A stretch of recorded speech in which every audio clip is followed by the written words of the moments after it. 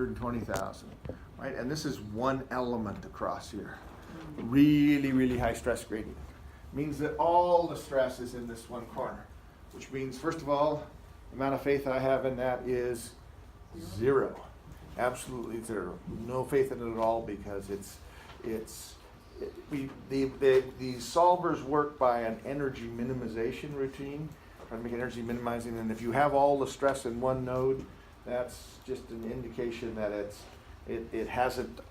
optimized it in a very inefficient way, putting all the stress in one thing, and that's almost certainly not going to happen. Okay, we can fix that in a couple of different ways, but I want to do one more thing here.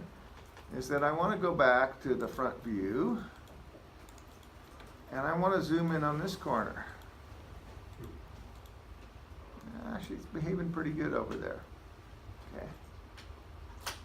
Okay. Even better than I thought it was. Okay. We'll see if it keeps behaving better in later conditions. Okay.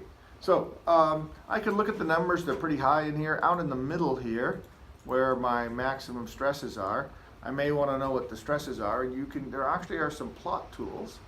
You can go up here and get a thing called a probe. The plot tools in probe. And you can go down here in the bottom. I can move over here and go, what's the stress there? Okay, and it looks like about 8,000 psi, right? And I can do it over here. Actually, it's 15,000 psi. Dropped off a lot better. I can move down just a little bit more. There's one at 20.6. Actually, they're closer together than they have any right to be. Okay, let's move down about like that. There's 20, and I have about 10,000 psi there. Okay, right in that. That's halfway across my beam, 20,000 psi. Now, that's a number I ought to be able to check. Because do I know what the stress there ought to be? Well, it ought to be MC over I. Can you find those values? Do I expect you to find those values? Not Every single time. Statics is not important, right? Okay? Yes. And the reason I expect you to find them every single time is that otherwise you're taking the computer's word that you didn't do something stupid like type the wrong loads in, or type something else in that, or the wrong units, or any of the other things that are possible. So all FEA models, essentially all of them, have a hand verification. Now, you're not going to solve the whole problem by hand, because that's why you have the computer. So, but you also have the computer to solve the hard parts, right? The parts that you don't know what's going on, right? But there still are usually parts where you do know what's going on, right? We have ways to verify, and I ought to be at least close, because if I'm not close, it means I've screwed something up. And let me tell you, having faith in your computer is the fastest way to get unemployed that I know of. So, okay, 'cause will it lie to me? Oh yes. I mean, I can typo all kinds of numbers, and it will give me an answer, right? And it's going to look really, really nice. Now, is this answer right? 100 or 10,000 in there. Yeah. Well, it's an approximation. I don't really know. The only thing we know for sure, okay, is that mathematically it's been proven for these kind of elements that the FEA answer will asymptotically approach the theoretical answer as the number of nodes goes to infinity. Okay, so that's the constraint. That's the only thing we know, that if we keep adding more nodes and getting finer and finer resolution, we should asymptotically approach not necessarily the correct answer, but the theoretical answer. Okay, that's as good as we're going to get, really. It's as good as we're going to get. That's the underlying thing. So one of the things we oftentimes do is to check, is to go, well, is this good enough? Well, is one of the things we oftentimes do is, well, let's remesh it and run it with more nodes and see if it changes, because that's easy to do, right? And we typically do that 2 or 3 times, and we'll oftentimes plot those. Right? So I've got one here that's 10,000, right, at 3,000 nodes, and what I'll do is I'll put more nodes in and rerun the problem. And what I'll do is I'll check it at the same place and see what's the stress now, and see if I'm getting it to, is it still climbing, or am I getting it to asymptotically approach something? Okay, and that's called a convergence study. We're seeing if our answer is going to converge. Sometimes they won't. Okay, sometimes they get worse. There are geometries for which they don't converge. It's not necessarily good. But, okay, so what we have here is I've got these at 10,000 pounds in the middle there, and I'm going to get out of here. My probes will go away. Let's go back and do the mesh. I'm going to create the mesh again. It says I'm going to lose my results for study 1. I don't care. I'm going to run the density up here a little bit more, about halfway, right? And now I get a finer mesh. You notice I get 2 across the bottom. I get a finer mesh in there. If I look at my mesh details, right, which I typically keep track of, I went from having, what, a little over 3,000 nodes to having a little over 8,000 nodes. Right, so I kind of more than doubled the number of nodes, and that means that the number of equations, of course, is basically 6 times that number of degrees of freedom, or pretty close to that. So, so that's getting to be a reasonably hefty chunk of calculation. Once we have it remeshed, we can run it again. Okay. We get answers. Ooh, you see my number up here jumped up pretty dramatically. Right, now it's actually now on the other corner, right? It's on the corner over here, which that's what happens sometimes. Go back and look at, okay, these. I'm going to go get my probe out here again, look in the middle, where I see if I can't figure out where the middle is when I zoom in here. See if I can't find a spot there in the middle. 20.6, I wasn't very far away. We go over here, what, like that? 20 inches. I'm 10,030. So I would argue that it's pretty darn converged, which I expect for something like this. Now we can go do this one more time, right? If we want to, just because, hey, if some is good, more is better. Create the mesh, right? We'll run her all the way up to where it's fine. After all, it's just computer cycles. They weren't doing anything anyway, right? Perfectly innocent computer cycles.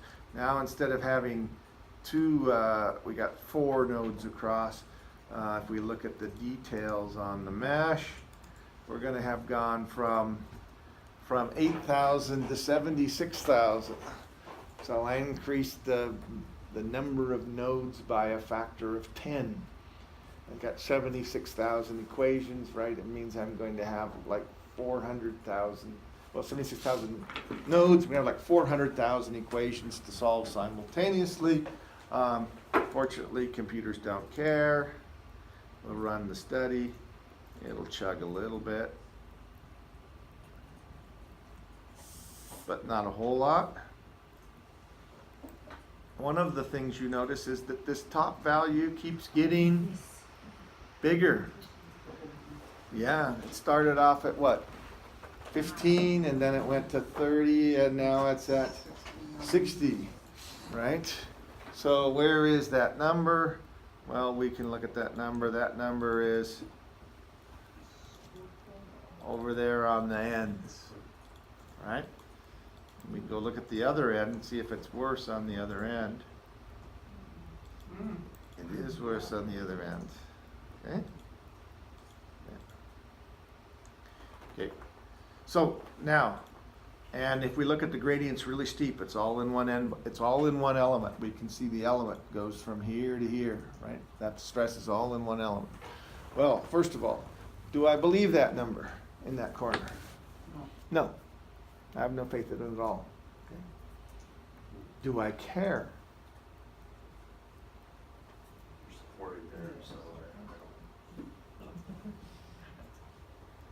No, I don't care. Why don't I care?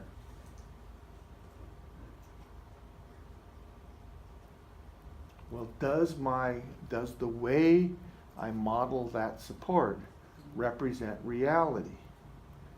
No. Right? I represented it as what? Sitting on a knife edge, right? Sitting on that very edge, which was representative of the way I handed you the problem. But that's not representative of any physical reality we can make, because the stress on a knife edge is infinite, right? Doesn't have any area. So whatever load it has on it, your stress is F over A at that point. When the A gets really, really small, then the stress is going to go really, really big. So we would expect deformation along the knife edge if there was one. Oh yeah, we Which is why have the to, computer's showing which us. is why it's showing us weird things over there, because it's not happy in those corners, right? Now, this occurs all the time when we're doing FEA work, right? We have portions of the model that we do not have any faith in, that we frankly are wrong. They're not representing the physical reality, right? There's no way to represent bearing surface area, correct? Well, no, it's not that there's no way. It's just, is it worth it?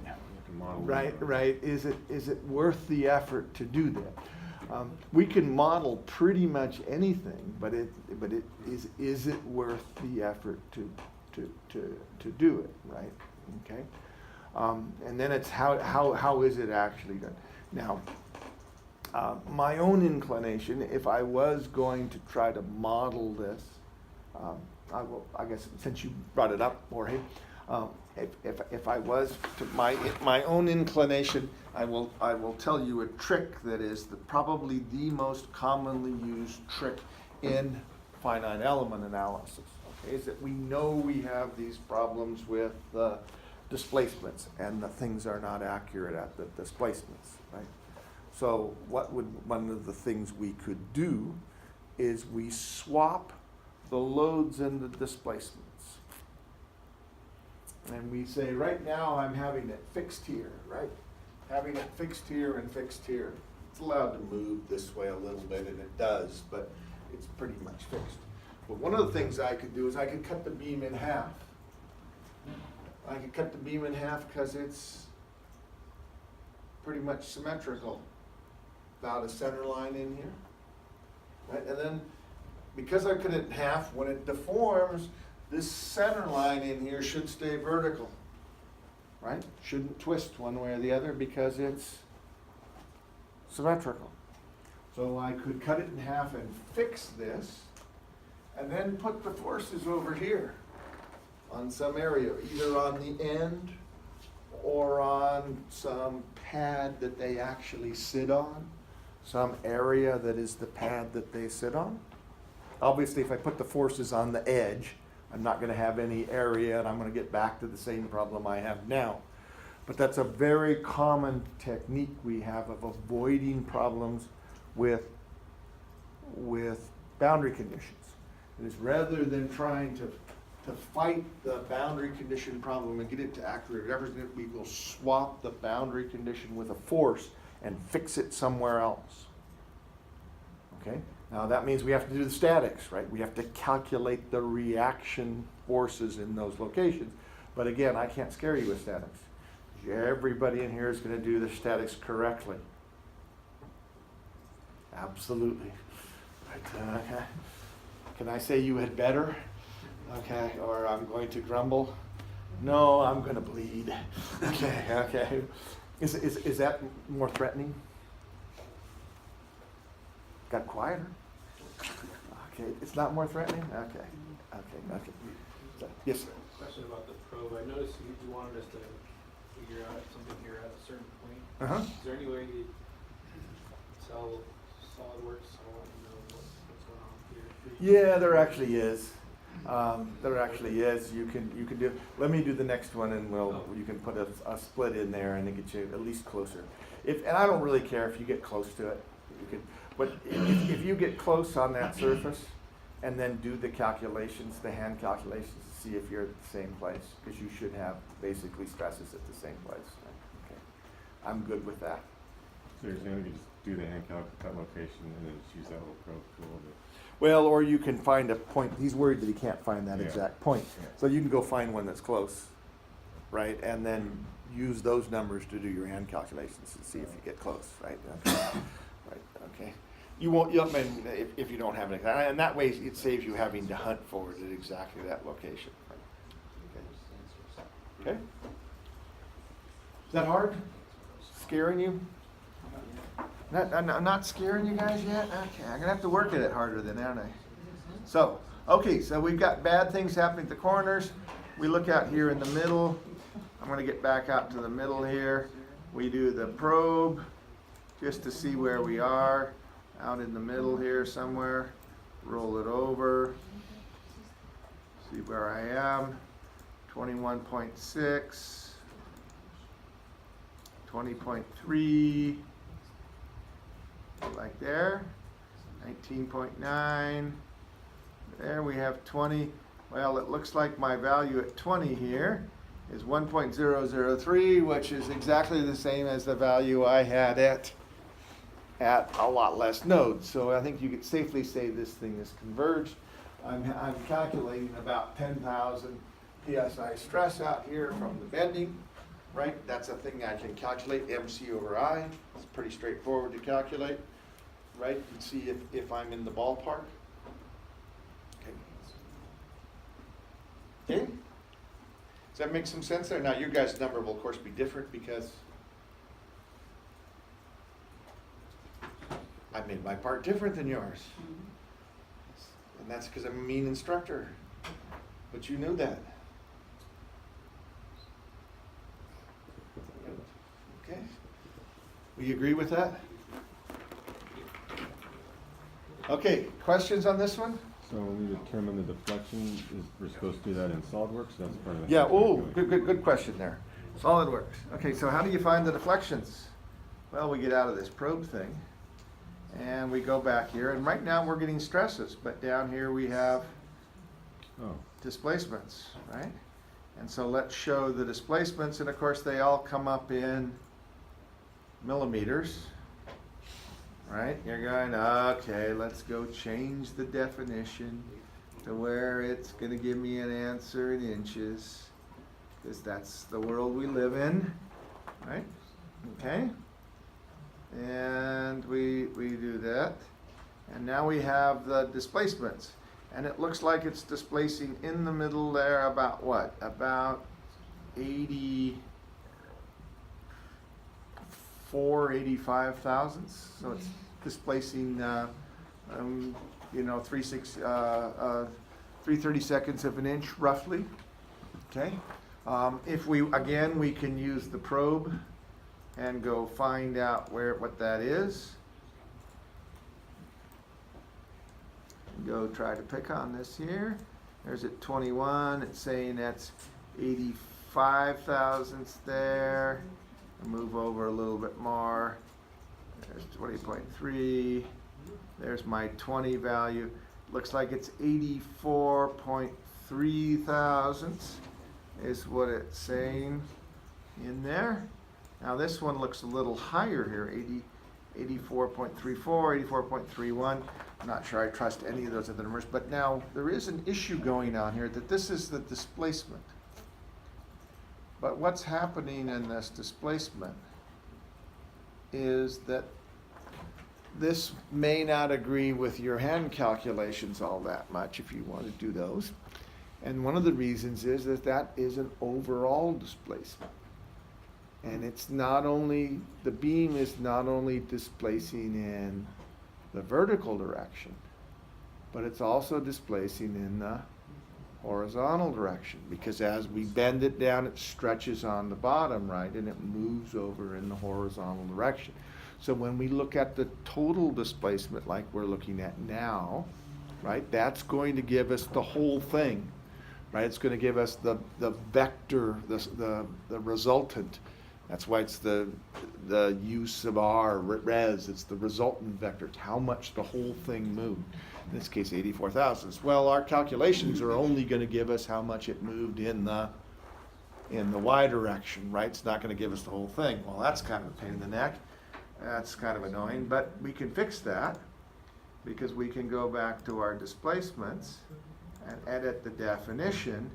And instead of looking at the resultant displacement, I could just look at the displacement in the Y direction.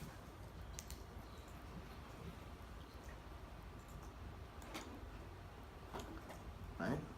And if I say, okay there, now all of a sudden you notice that instead of being 84 point something, it's what, 83.5. That's negative because of course it went down, but that's fine. I don't care about that, right? That's and that's about what I expect, right? Because that displacement was mostly vertical, but there was some horizontal, right? Some from the stretching. And again, I can go in there with my probe tool and figure out where it is. There's 21, there's 19.3, 20's in there somewhere in the middle. There's 20, and now that looks like 83 thousandths, right? 83 thousandths instead of, what was I getting, 85 before, or 84, so it's a little bit less. It was mostly in the Y direction to begin with, but it could be a little in the X direction. Okay? That's pretty nice, isn't it? Pretty easy to figure out things. Lots of power in those tools. Shall we look at the other one? Okay. Okay. Well, the other one, let's see, I'm going to do something like,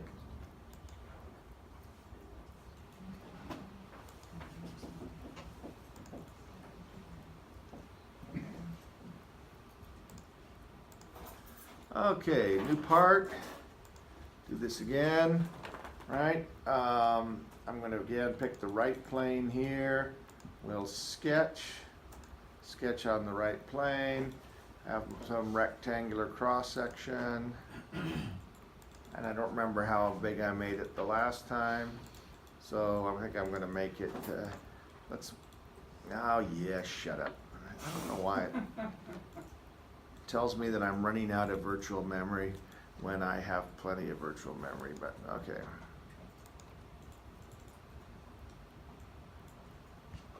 Nothing's worse than your computer complaining at you for no particularly good reason. Okay.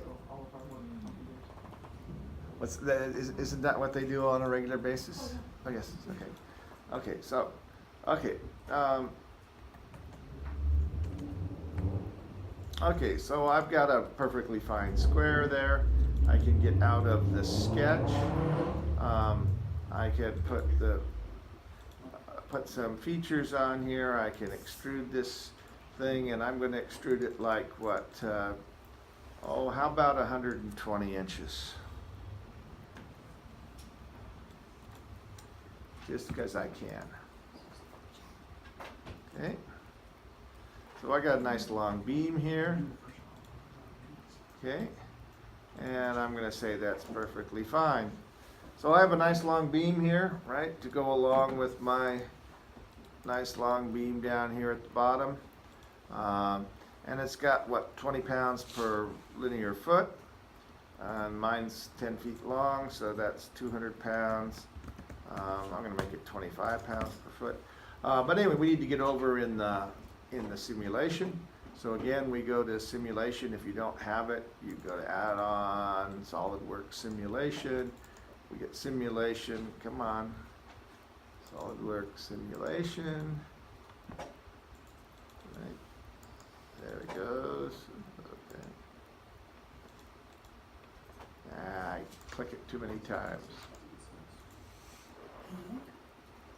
Figure out the difference.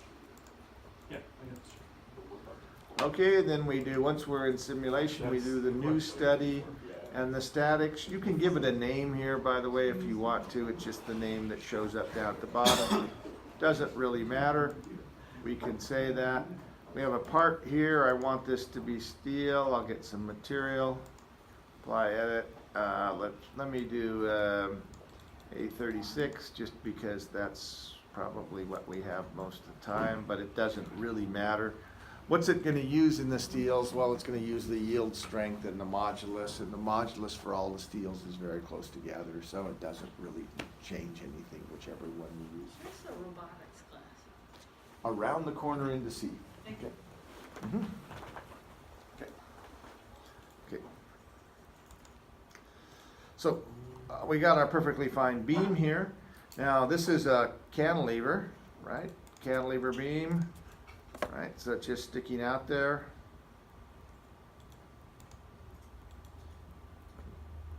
Yeah, okay. So just sticking out there, cantilever beam. I can fix that on the edges in there somewhere. My SolidWorks, go around to the end, zoom in on the end, get my fixture advisor. Well, I can even use the fixed geometry, which looks like the cantilever. Pick on the end over here. Life is easy. Okay. Right? So I have it fixed on my geometry fixed there. Right? Looks good. I need some loads on the top, right? Some forces on the top. I can come over here, put forces on the top. Of course, I want them to be in English units. I'm going to put like like 250 pounds, right? Okay. So I've got a perfectly fine load. And then I need that point load over there. Okay. And the problem with that point load is I don't have anything over there to fix the point load to. Right, there's no geometry things to fix it. It's a little line. So there's nothing over there now, right? So I'm going to have to go try to figure out a way to make something. Now, if I go, one of the things in the loads, if you go to the force, and I go try to put a force on, there are actually two tabs up here. Usually it shows up in this type tab, but in split, it actually try to provide some indication of can I split the part into two. Basically make some division in there that's two parts that are glued together, but the nodes and the force will line up in that location so I can select it. Okay? That can be very useful for these kinds of things. Right, so splits can be very useful. The problem is I need to go create some geometry to do the split. So, okay, well we can do that. We can go back to the features here, or actually I'm going to go back to the top plane here, and I'm going to sketch. Okay, and that. Let me get looking at the top plane, right? Oh, I love it when it does that. Don't you love it when it does the 360s on you? Come on. Give me some... I hate when it does the 360s. It's just designed to make me drive me nuts, right? So okay, I'm going to come in here and get a line. And create a line somewhere out over in here. Okay, and this vertical is fine. I'm going to dimension that. I'm going to dimension from the origin. Come on. Oh, come on. Okay. To the line. Come on, where's the line? Right there. And I'm going to say that that's, let's say, what shall we make it? I made the beam 10 feet long, so I shall make that 6 feet. Sure, 72 inches. Okay, just to have it be some nice size. Right, so I've got a cross section that's out there somewhere in space. I can say okay with that, and I can exit the sketch. Out of here, I'll roll this thing around. I have a line now out over here. And so when I go back to my simulation, and I put an external load, I can put a force load on here, and I can split this thing. I'm going to use a sketch, right? It already selected my sketch. If it didn't, you can go pick on it, the sketch that you want to use. And they're all, if you want them, you can expand the tree out, but you can see it's already picked on the sketch. And now I need to pick the faces that I want to split. Well, I want to split all of them. And I'm going to split everything. At least 3 of them, right? Okay. And then I can do create the split. And what you see is it made it 2 different things here. Made it 2 different parts, right? So now when I come to put this force on, I can get rid of you, clear that out. I'm going to just put the force right on this edge over there, right? I'm going to select the direction that the force goes in, because if I pick an edge, it doesn't have a direction, right? I don't want it to go along that. So I'm going to select the direction. I'm going to use English units, and I need to pick a reference surface. Now I'm going to pick one of these top surfaces. It doesn't matter, because I want the force to again be normal to that surface, my reference surface. These pink ones here that have funny things like that, these are reference surface. So I can come down to my normal surface and say, hey, I want like 250 pounds. Or, yeah, 225, just because I can. Okay.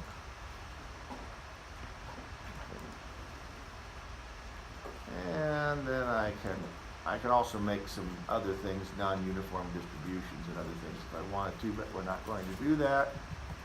So, oh, it shouldn't be a not, well, it's because of the non-uniform load one is clicked. There we go. So we have normal to the plane, 225 pounds right over there. Right on that location, I have a load that's normal to the plane. Make some sense there? Okay, everybody sort of see that little bit of magic there and make a split, right? It's not all that hard to do. You sometimes have to make a loop out of SolidWorks. Again, you get out of the simulation, right? Go back to the sketcher, draw the line or some sort of geometry where you want to put your cut in, and then go back into the simulation again. SolidWorks actually makes that pretty easy. I'm amazed that it works as well as it does. The CAD packages are getting better, I have to say. We believe? No belief anymore? Got quieter. Okay, so I can get out of this, right? Say okay, and now I have all kinds of red letters over here, right? What's it's unhappy about? Mostly because it's unhappy about this force here, right? I could ask what's wrong. Well, things changed. Geometry changed. Recommended that you edit it, right, and do this, because what happened, no, go away. What happened was that I had that load across the whole upper face, and then I cut it and made new faces, right? It doesn't quite know what to do with that. So I can just come in here and re-edit the definition again. Yeah, I know, you don't like it. Okay, so I had 250 pounds, and what did I want? I wanted it there. And I'm going to put it there. Now, one of the many places it's possible to make a mistake. I say I had 250 pounds because 25 pounds per foot, 10 feet, that's 250 pounds. My numbers are a little different than yours, but that's a perfectly logical number. Except I just put 500 pounds on that, so 250. Why did I do that? Because it's split per item instead of total. So what's that gonna do? That's gonna put 250 pounds on each one of those faces. And that's one of the reasons you always go through and check your results. Because it's real easy to have one little button not pushed, and then your results are garbage. Okay? And I mean they're garbage. Right? In this case, off by a factor of 2, which is more than we should be off. Right? We shouldn't be off by a factor of 2. Right? That's just really not an acceptable number. So I need to do this as total, right? And okay. So and now it's force valuation total 250 pounds. They do try to tell you that because they're, of course, people have had problems with it. We have a material. We have it fixed. We have it loaded. All the fancy loads on it. We need to make some meshing here. So we can click on the mesh, create the mesh, run it down to where it's pretty coarse, just so I know what it does. I have a pretty coarse mesh there. And if you look at where my load is here, you see it made elements right where this load is from my 200 and my intermediate load in there. And then we can run this. And we get nice stresses right there again in Newton meters. Okay, I got the gain. We edit the definition. We put it into PSI, right? Okay, we go look at the front view to make sure that it's not doing anything stupid. And it looks sort of reasonable, right? Doesn't look bad, right? If it's cantilever beam, it's supposed to bend down. And it's going to be bent more where the stress is the highest. And the stress is the highest back over here. Right now over here, bending stress is pretty low because it's got almost no moment. Right? It's got a force but very little distance. Right? So all totals up on more on that edge, which is what we kind of expect, right, from these. So let's go zoom in on this over here. This end over here. And while it looks okay, well, I want to say it looks okay. Lots of spread out over here, but weird stuff is happening at the end. Right? In fact, it's wrong at the end, right? And it's wrong at the end because that should be the place where the moment is maximum, and that should be the place where the stress is maximum. Okay, well, that's not good. And we can see it's darker over here and it's getting back over here. If we wanted to get some probe numbers, we could get some probe numbers in here. See how badly we are, right? Just a little bit. What's it like on this corner? I have, not that I trust the corner all that much, I got 7.3 thousand, and I get out here a ways. I think the next node out, I get 8.8. So there's a pretty steep gradient in there. You know, I can't click on anywhere in between there because there's not any nodes in there, right? That's as far apart as the nodes are. In this particular case, the nodes are about an inch apart. Okay, so, well, what do we do about that? And one of these is obviously, I got 8.8, I got one that's at 9.8. It may be across the way or it may be on the bottom. You never can tell what's on the top or the bottom, right? It could be either place. Okay. Okay, that looks like I got stresses though. What can I do about that? Well, shoot. One of the things we can do is, let's go refine the mesh, right? That's an easy thing to do. So we can remesh this. Mesh. Can you do a vocal with on That's next week. You're getting ahead of me there. Sorry. No, you're getting ahead of me.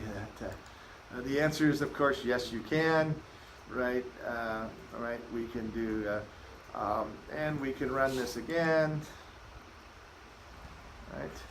We zoom in on it. We're still getting 9.03. The numbers look the same, and they're getting a little bit closer to being even with each other. We can look at what's the stresses over there. What's the stresses over? Next one in, right? goes from 7.8 to 9. It's still going up quite a bit. I mean, it's going up like what, 10%, maybe a little more than that. No, so it's further off than we would like it to be. Total value is not changing very much. I wonder what the bottom looks like, just because that seems to be the spot that's the worst. Not that it's, and it has the same problem. See, it's getting the gradient off of there pretty bad. Okay, now we can even crank on it a little bit more. Let the mesh all the way, and let's run the mesh all the way up.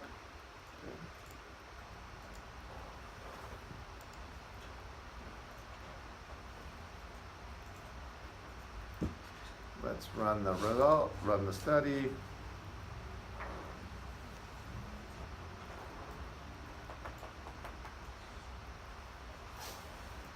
Right. Ooh, my red area got much smaller. It went up to a little over, it's a little higher than it was, and it's much smaller now. It's looking better now.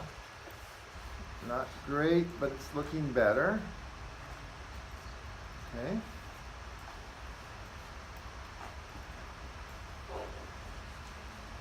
It's still hot on the corners. That's probably the highest spot right there.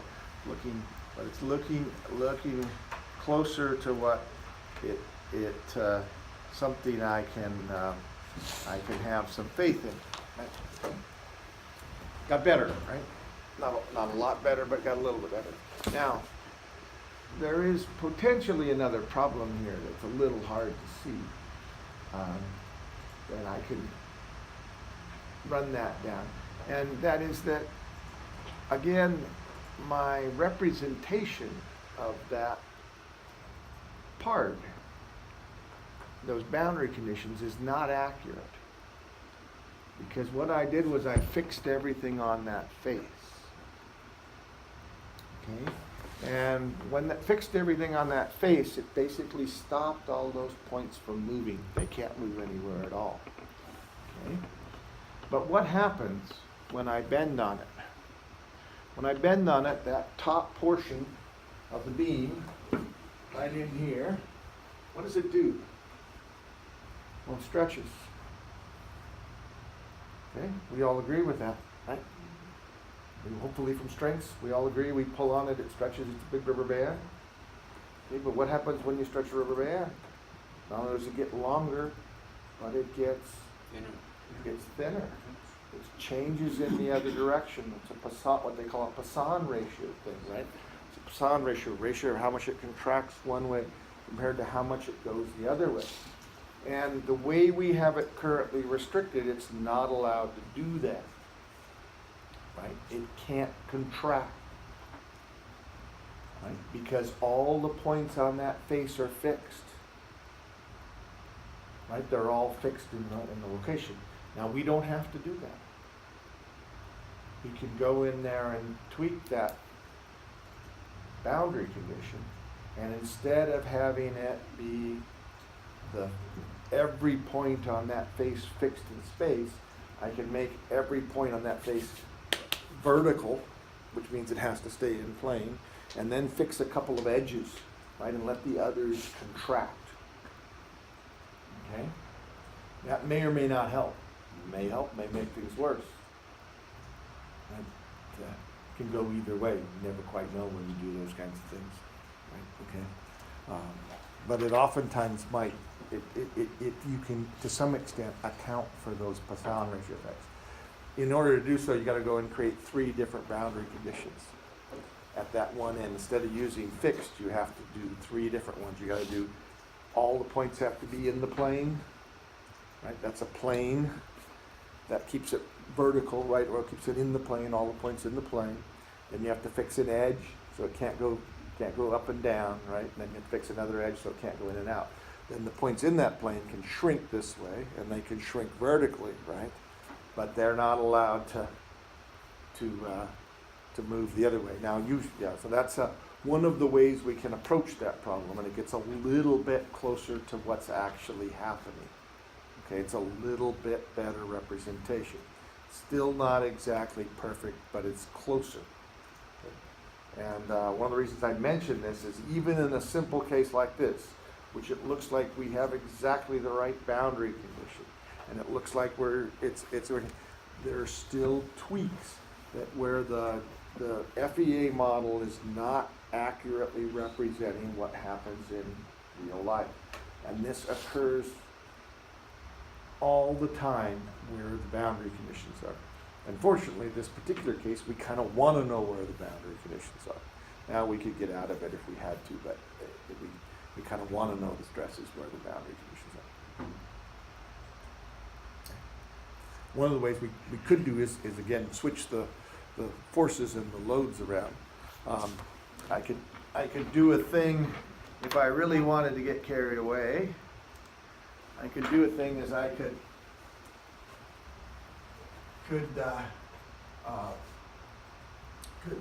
fix this in this plane so it would slide, put forces on it, which are all the reaction forces here, right? And then try to figure out, then put that force back over there and put a constraint over here that tried to keep it. It's going to be hard to tries to keep it from moving in the plane up and down that way. Yeah, I could do that. I could fix it so it wouldn't move up and down this way. Push on this one, fix it to where it wouldn't move up and down this way, but it still could move this way and still could move this way. I'm not going to do that. Can spare you guys that. Okay. Let's see. I also told you that I wanted you to make reports. Right. Give me reports with conclusions and calculations. Right? Of course, with conclusions. Fortunately, they're easy problems, right? Shoot, you've done enough beam problems by now that they're easy, right? So how do we make these reports? Well, we like to make nice formal reports in FEA. We love to keep paperwork for the bosses. So fortunately in FEA, there's this thing up here that says report. It's up there. Where my mouse is? At the top up here. Okay. It says report. Okay?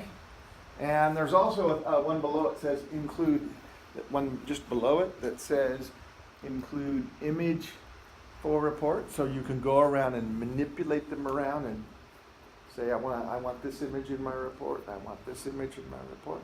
Because sometimes you want ones that aren't the default ones. Like I like these corners in here.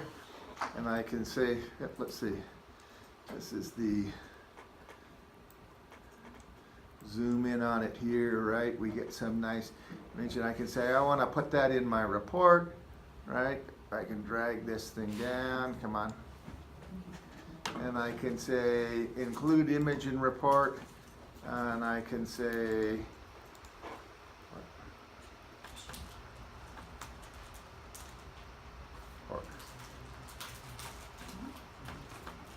okay. And we get that one in there, right? And if I want to do another one, I can whip the top around, right? And go, let's look at that one up over there. Include an image in the report and have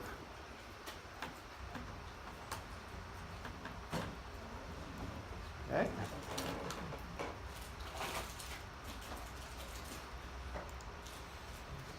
Okay, and then I could actually make the report. If I click on the report button, it gives me a whole bunch of sections that it wants to make. It gives me a place to put the designer in, so I can say, like me, right? And the company.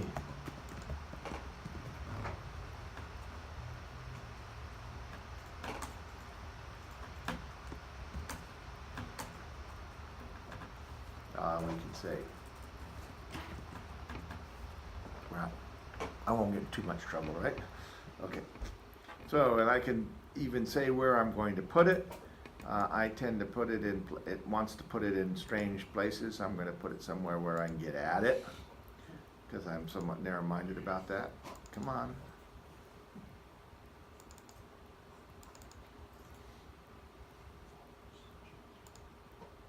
Okay, and then I can go through and publish this, and it will go through and chug.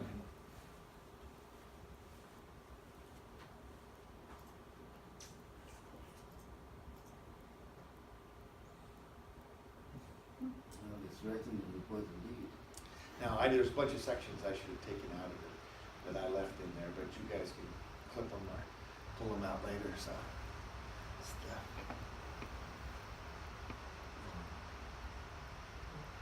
Did it get stuck? Nothing got stuck. Yeah.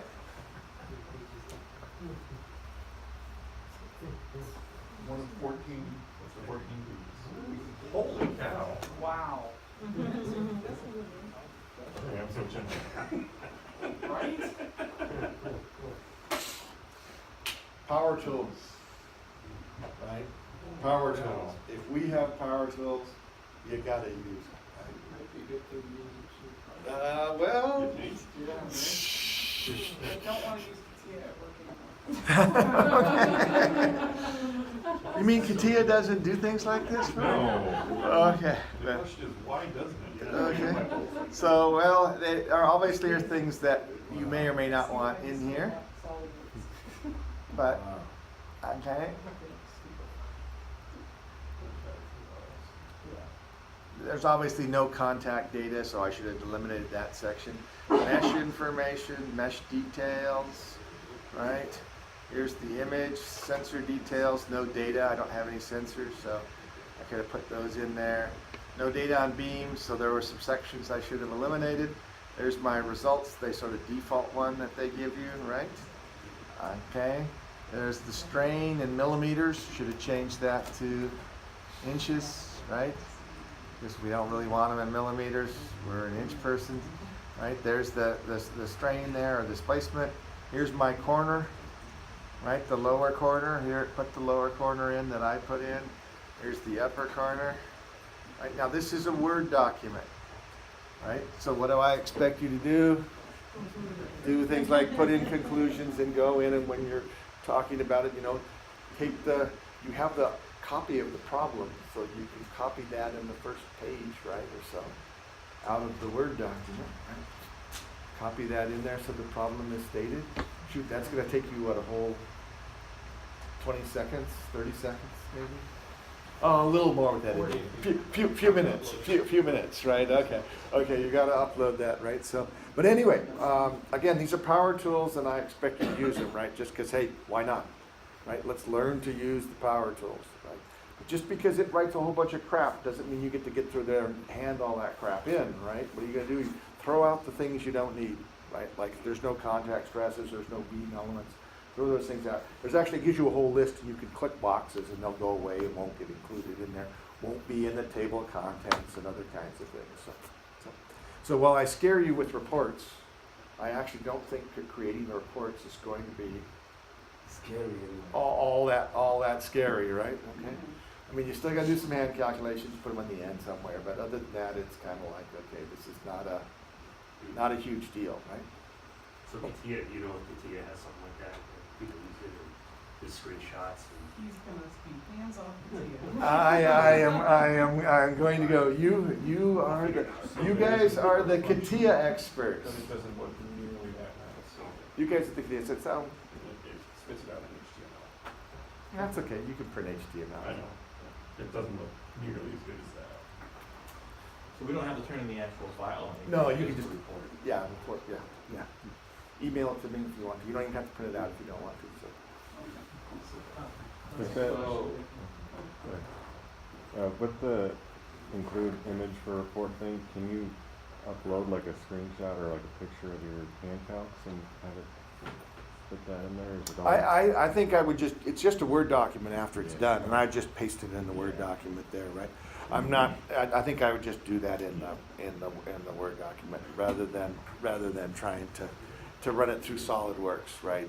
It may well actually. I think what it says include image. It actually asks you. There's actually one of the options I think is a file. Oh. So it may actually be there that it's doing that. Okay, but I don't know for sure. Okay.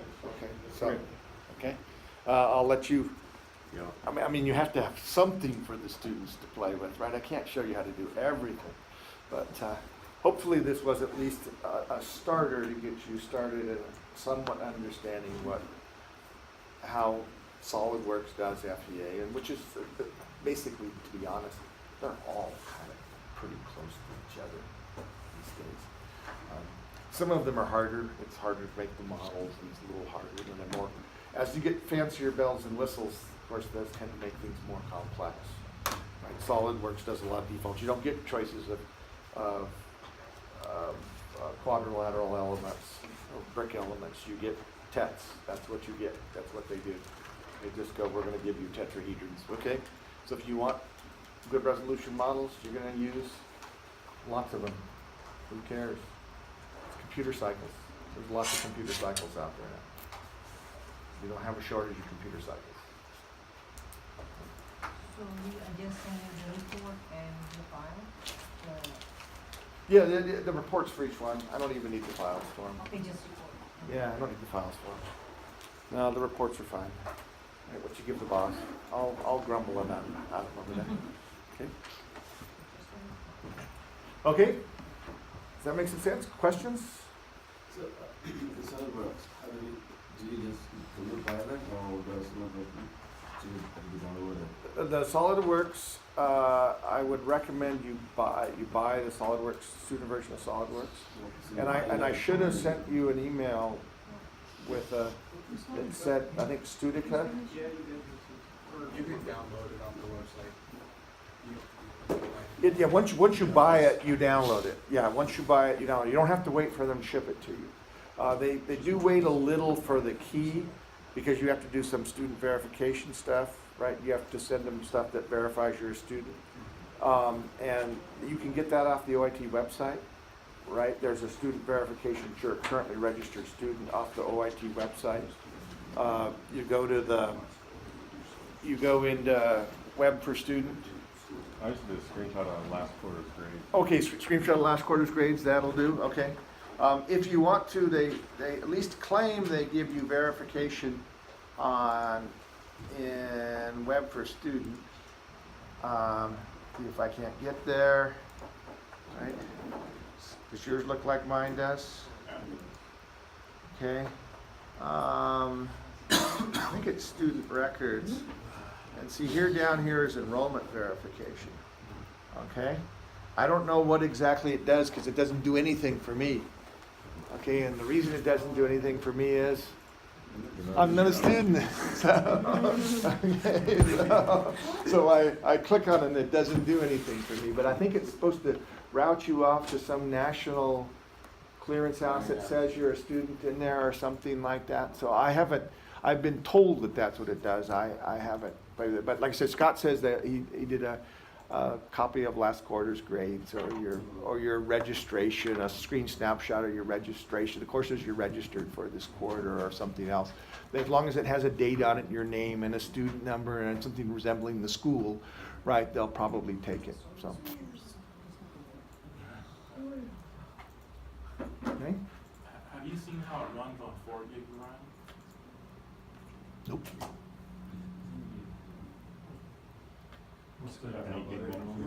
It has everything. Yeah. My personal Surface laptop. It's only what, 4? Okay. Well, you can try, right? I mean, that, All that mesh just gets bigger, it's probably gonna die. well, it's gonna go a lot slower, Yeah. because it's gonna be swapping, but of course, it is swapping to an SSD, which is a lot faster than swapping to a hard drive, right? Because your Surface is gonna have it's got an SSD in it, not a disk drive, so.